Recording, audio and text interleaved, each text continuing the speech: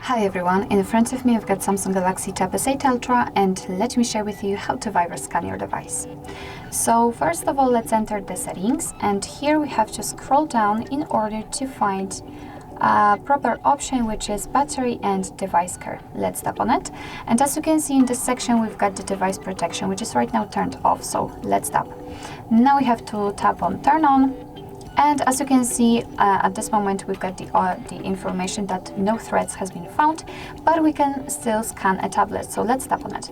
And as you can see right now, your device will scan itself in order to find any malware or any viruses. So it will scan literally everything. So starting from the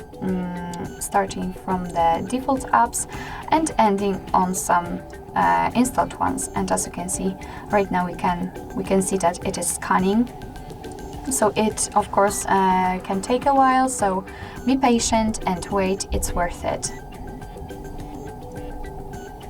Of course, if your device will find any malware or viruses, then it will notify you about that. You will see the information somewhere here, and you will be able to remove the risk, the viruses, for example.